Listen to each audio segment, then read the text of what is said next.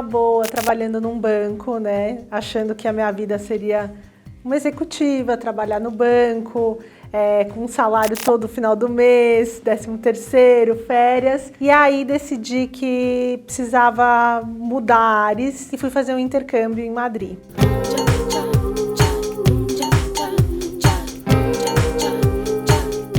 E aí em Madrid, precisava de grana, comecei a pesquisar alguns freelas que tinham, porque na época eu fui para lá para estudar, né, pela faculdade. E aí eu vi que o Rock in Rio estava contratando, Rock in Rio Madrid, para fazer o camarim, então a produção do camarim de alguns artistas, não sabia quais eram. Me inscrevi, eles me chamaram, foi super legal, porque quando eu cheguei, aí a gente, enfim, enfileiraram as meninas que iam ser as produtoras de camarim. Quem fala inglês, daí eu levantei a mão, quem fala espanhol, eu levantei, então tá, então você vai fazer Rihanna, Shakira e Bon Jovi. E aí, na hora, eu só vi o lado bom da coisa, né, só falei, isso só pode ser muito bom. Foi realmente uma experiência incrível, mas muito difícil, porque eu trabalhava em torno de 20 horas em pé. Eu lembro que no final do expediente eu precisava colocar meu pé no gelo para aguentar continuar andando, porque é um deserto, é como é aqui, né, aquele espaço gigantesco para você buscar, por exemplo, e a produção de camarim é isso, precisa arrumar tudo que o artista quer. Você é a babá daquele artista e se ele não sobe no palco, a culpa é sua, só sua. E eles querem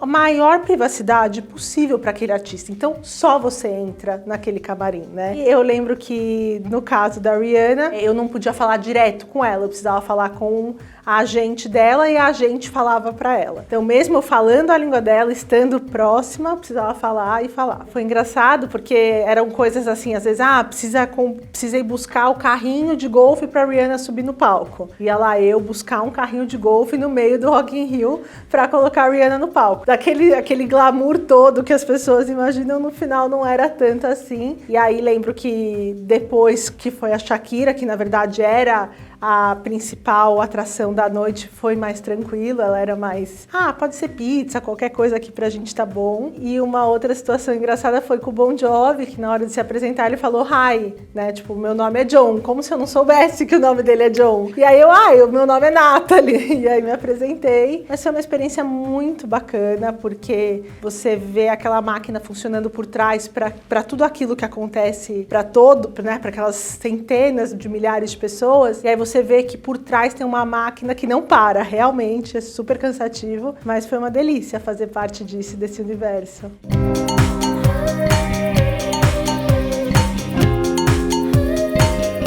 Partiu foi uma ideia de um dos sócios fundadores, o Kaká.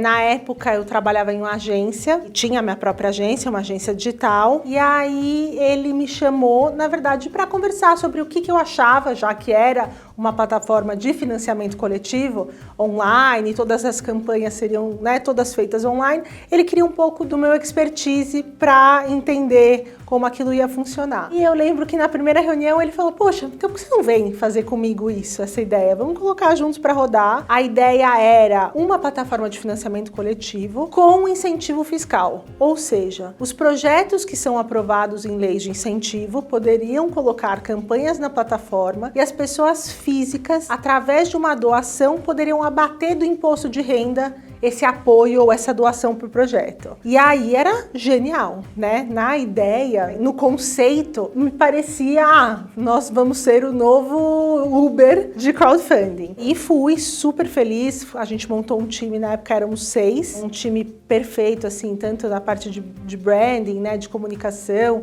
quanto na parte estratégica. Fizemos vários videopílulas, por quê? Porque a gente entendia que a gente estava lançando algo que já era inusitado.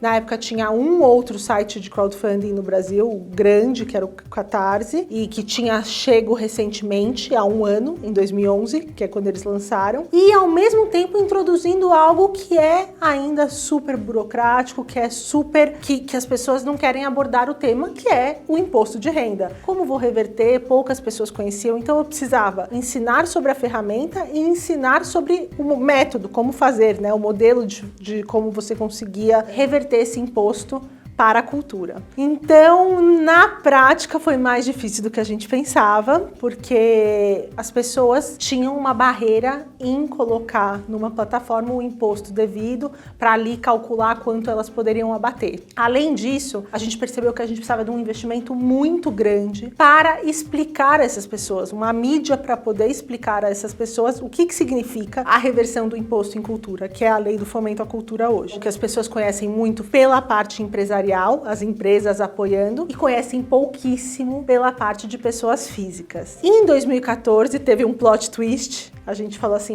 então não tá dando dinheiro, a gente precisa mudar o nosso modelo, vamos resgatar o modelo tradicional de crowdfunding. E aí a gente coloca a primeira campanha no ar em 2014, uma campanha de puro crowdfunding, que é uma campanha de financiamento coletivo, aonde na época era uma gravação de um disco, de um trio, Oritá. Então o trio se apresentou com um vídeo, subiram uma campanha no ar, pedindo um apoio para gravarem o primeiro disco deles. Como recompensa tinha o próprio disco, tinha ingressos para o lançamento do disco, então para o show, camisetas, uma live com os músicos, enfim, tinham várias recompensas. Foi um sucesso, foi assim, bateram a meta, super fácil. E aí a gente falou, gente, acho que dá pra gente fazer isso, mas como a gente vai fazer e ser diferente de outras plataformas que já entraram depois de 2, 3 anos, já tinham entrado outras. E aí a nossa diferença era a curadoria do começo ao fim desses projetos. Então a gente tinha curadores que faziam uma consultoria para os produtores, né? Então a gente ensinava essas pessoas todo um processo e um modelo de crowdfunding para que essas campanhas fossem bem-sucedidas. Com isso a gente chegou a uma taxa de sucesso de 80% de campanhas bem-sucedidas na plataforma Partiu. Para você ter uma ideia, gira em torno de 30, 40 em outras plataformas. Tem algumas que têm uma taxa alta,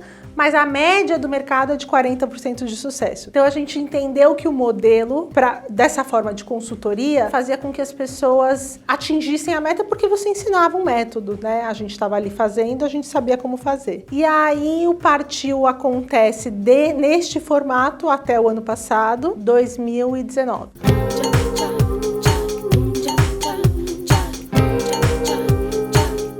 Em 2019, por uma questão mais dos sócios, né, do que do negócio em si. Alguns sócios queriam montar outros negócios, a gente já estava há muito tempo com aquele negócio, e queriam ter menos tempo no dia a dia da plataforma. E aí a gente decidiu, por uma questão estratégica, que a gente voltaria às nossas origens e voltaria a fazer campanhas de incentivo fiscal. E aí com isso a gente pega um cliente que é hoje a maior campanha de financiamento coletivo do Brasil com incentivo fiscal, e aí a gente faz a campanha deles via Partiu, né, com toda a plataforma customizada pelo Partiu para eles, e é uma campanha que arrecada milhões de reais todo ano via incentivo fiscal para projetos culturais de curadoria deste cliente. A partir disso, a gente decidiu que a gente fecharia o site aberto ao público para envio de campanhas e faria campanhas só personalizadas e customizadas para institutos e empresas através do incentivo fiscal. Então, hoje o Partiu opera dessa forma e o meu papel no Partiu é o atendimento desse principal cliente. Então, toda a gestão de campanha que é feita anual.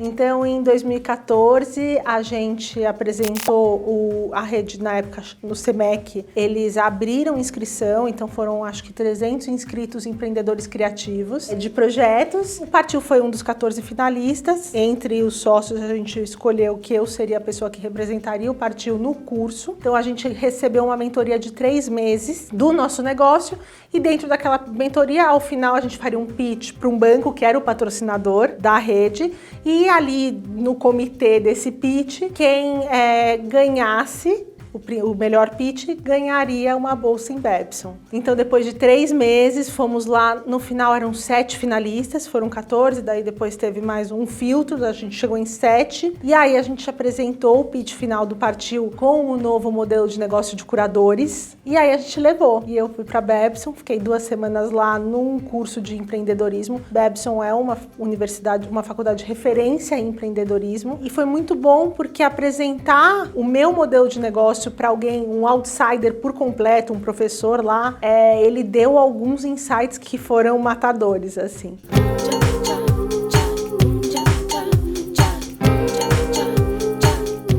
mais gostei, o que eu trouxe de bagagem, né, da Babson e aí consegui aplicar isso dentro do nosso negócio, foi que quando a gente apresenta e fala o pitch, eu tô desburocratizando o processo de distribuição de renda da cultura, eu tô democratizando esse acesso, porque eu não tô mais só no Rio e em São Paulo, estou desburocratizando porque a internet, né, a tecnologia permite desburocratizar processos.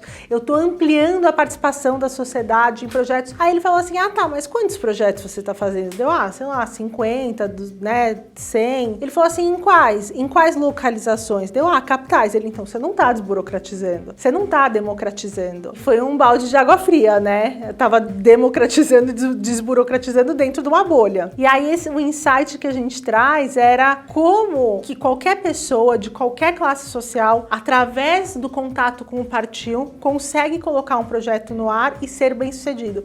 E aí a gente ampliou nossos curadores para outras partes do Brasil. Então, eu lembro que eu fui, inclusive, fazer um workshop em Salvador para ter pessoas de lá. Tivemos um curador de Espírito Santo, de Florianópolis. Então, começamos a abrir. E a ideia, se o Partiu funcionasse como funcionava até hoje, é que a gente tivesse curador pelo menos em todos os estados do Brasil.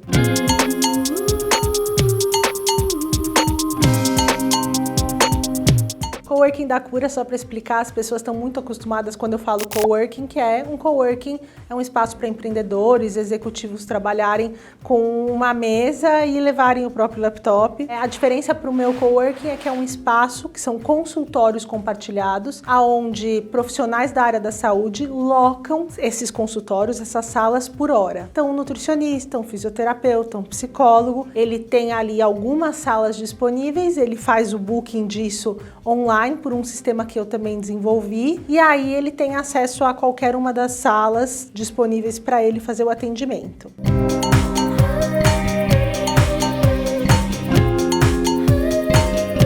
Eu me apaixonei pela economia colaborativa dentro do crowdfunding, dentro do financiamento coletivo, lá em 2012. Porque você percebe que as relações deixam de ser relações transacionais vazias e passam a ter um significado. Então essas relações passam a ter a moeda de troca, que é a gratidão, no caso de crowdfunding, e que é a confiança no caso de qualquer outro projeto de economia colaborativa. Se você for pensar que hoje eu estou convidando pessoas, né, falando do Airbnb, que é um caso, um modelo de negócio, um caso de sucesso dentro da economia colaborativa. Se eu estou convidando pessoas para estarem dentro da minha casa, isso é porque eu estou resgatando aquele senso de comunidade, de confiança que a gente tinha lá atrás. Isso é realmente apaixonante, porque você percebe que dentro da economia colaborativa, você consegue tornar o nosso mundo mais sustentável. E sustentável não só ecologicamente, porque ecologicamente sim, já que antes eu precisava de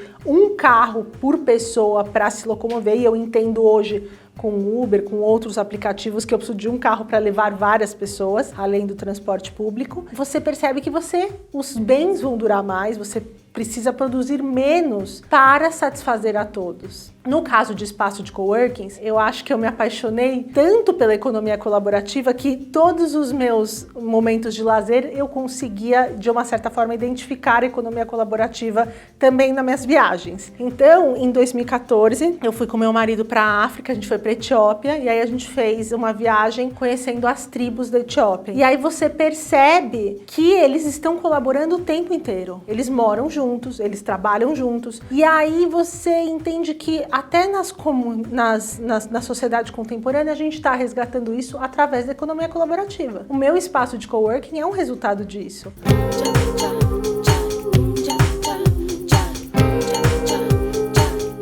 Então, o Ame em Dobro, eu falo que é a campanha mais difícil, mais dura que eu já fiz na minha vida, porque é uma campanha com crianças, então já é difícil por isso, que foram diagnosticadas com AME, atrofia muscular espinhal. É uma doença que pode ser fatal e elas são muito queridas por mim. Então, os pais, quando decidiram fazer a campanha, vieram falar comigo, pelo meu conhecimento de crowdfunding, né? E a gente montou essa campanha no ar porque a gente precisa arrecadar $2 milhões, que é uma única dose para a cura do AME, que é uma dose de um remédio que chama Zolgensma. E esse remédio, ele para a evolução do AME. Então a criança pode até voltar a ter uma vida ativa, normal. E hoje a gente está com essa campanha no ar, ela está no ar ainda. Eu posso falar que ela é um sucesso pelo fato de ter arrecadado já hoje mais de 2 milhões de reais, mas ainda estamos distante da meta. Só que ao mesmo tempo ela também provocou na sociedade, pelo menos aqui no Brasil, uma discussão sobre remédios, que são valores muito altos, e aí é uma discussão exatamente sobre o quão isso é ético, o quanto o governo precisa interferir nisso. Então já é um sucesso, porque o governo começou a disponibilizar um outro remédio, que é um remédio que não é a cura, mas é um remédio que já ajuda nesse processo. Pelo SUS tem já esse outro remédio, só que ao mesmo tempo a gente ainda está lutando, a campanha ainda continua no ar, e espero que a gente atinja esse objetivo e que eu tenha mais uma campanha de sucesso a mais importante.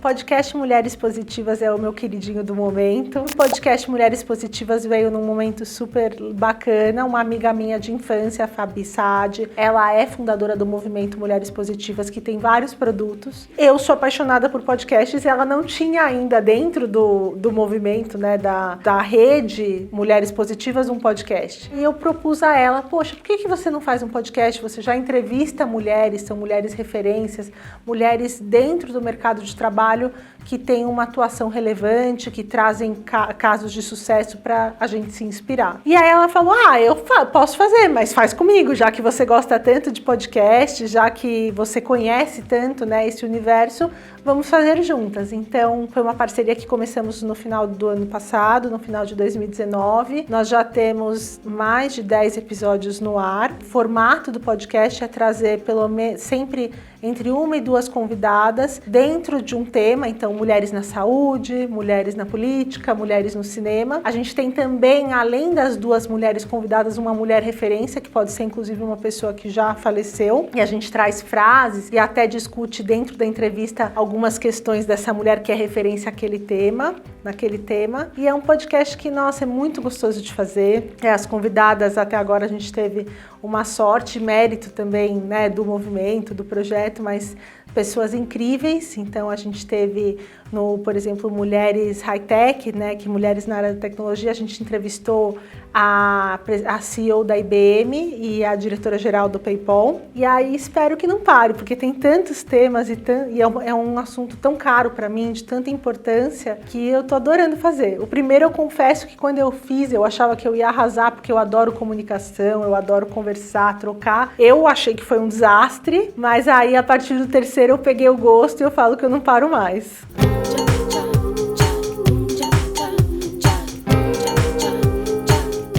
Women Thinkers, ou apelidado de W Thinkers, foi mais um dentro do meu processo criativo, e é um grupo colaborativo. Então, por mais que eu idealizei, né, e comecei o grupo, a ideia é que a colaboração forme o grupo e leve ele para onde ele tem que ir. A gente está exatamente nesse processo com uma ferramenta, um método de design thinking, entendendo quais são os próximos passos do grupo. Mas o que aconteceu foi, eu estava passando por um processo com uma consultora profissional, eu estava passando por um processo de entendimento da minha marca pessoal, porque como eu faço muitas coisas, como eu me apresento e como eu falo de todas as coisas, todas as caixinhas que eu tenho dentro da Nathalie empreendedora. Mas enfim, dentro desse processo de consultoria, eu tinha um exercício que era um Canva de networking, que eu precisava colocar as pessoas com quem eu compartilho minhas dúvidas dentro da área de profissional. Tava super vazio, né? No final eu coloquei ali 2, 3 gatos pingados, entre eles meu marido, e ela, sabendo como eu sou comunicativa, enfim, conhecendo a minha rede, né, de pessoas, tal, falou assim, nossa, Nathalie, você tem certeza? Falei, chocante, mas eu compartilho com poucas pessoas. O empreendedor tem isso, é solitário, né? Ainda mais agora que eu não tenho sócios no N, eu tenho uma sócia investidora, mas eu não tenho ninguém atuando no dia a dia comigo, é muito solitário. As minhas decisões, as minhas questões, às vezes questões, eu tô lidando com pessoas, né, no dia a dia lá. Eu acordei e falei, conversei com algumas amigas, você tem algum grupo que você fala? Eu tenho o grupo de mães, que eu falo sobre maternidade. Eu tenho o grupo das amigas, que eu falo sobre qualquer outra coisa. coisa. Mas e grupo de trabalho, grupo de mulheres, né, que te motivam? Não, não tenho. Bom, joguei isso numa rede social, no Instagram, quase como uma enquete, convidei algumas pessoas e hoje somos mais de 70 mulheres dentro de uma rede de Google Groups e um WhatsApp com encontros mensais, quase que mensais, e estamos descobrindo juntas, colaborando para onde esse grupo vai nos levar, mas que já nos trouxe muitas coisas, né? Então eu falo que agora eu sou uma colecionadora de histórias de mulheres que me inspiram e que me motivam todos os dias. Meu nome é Nana Feller, eu sou especialista e empreendedora na economia colaborativa. Eu tenho um espaço de coworking, o N Consultórios, e um site de crowdfunding, o Partiu.